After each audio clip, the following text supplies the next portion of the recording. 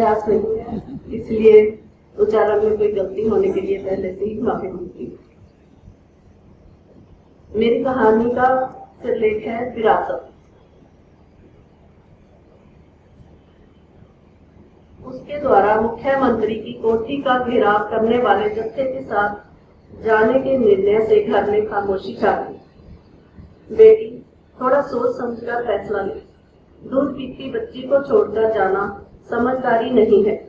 माँ ने उसकी 6 महीने की बच्ची की दुहाई। नहीं माँ, जाना जरूरी है।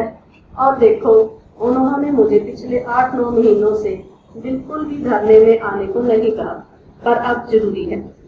देख बेटा, बगल में बैठे उसके पिता बोले, अपने घर जाकर कुछ भी करना, लेकिन मैं इस बात से सहमत नहीं हूँ कि तुम यहाँ से धरने प्रदर्शन में जाओ। अगर कुछ अनहोनी हो गई तो लोग मुझे कहेंगे कि समझदार होते हुए भी तुमने अपनी बेटी को क्यों नहीं रोका।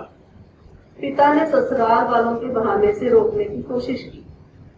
राजवीर पिछले 5 सालों से एक सरकारी दफ्तर में कच्ची नौकरी कर रही थी। ऐसे कच्चे कर्मचारी और भी थे। धीरे धीरे अन्य विभागों में काम करने वाले कच्चे कर्मचारियों की एक संस्था बन गई।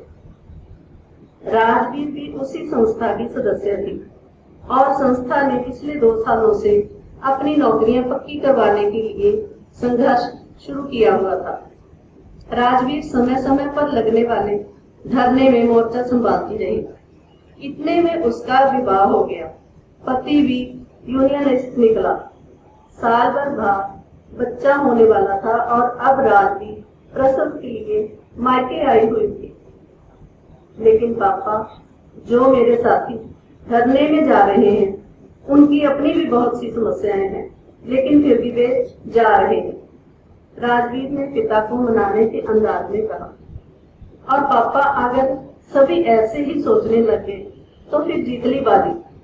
सरकार तो पहले ही लारे पर लारे लगा रही है और इस बार मुख्यमंत्री की कोठी का घेराव करना है।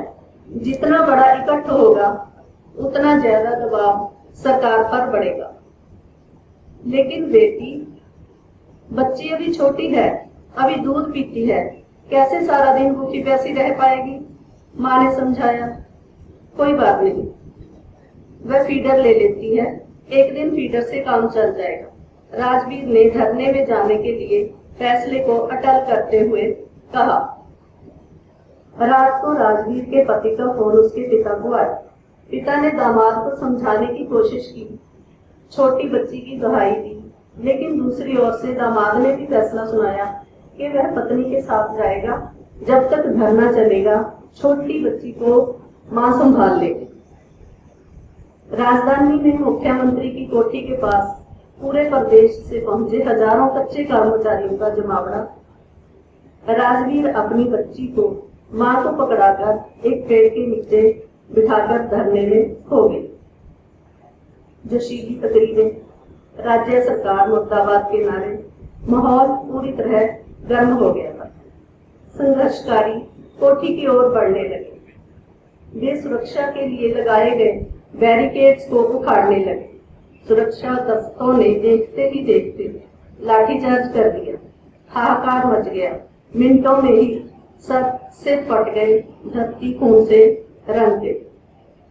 गोद में छोटी बच्ची को संभालने बैठी राजवीर की मां की आंखें जमा बड़े में अपनी बेटी को ढूंढने लगी।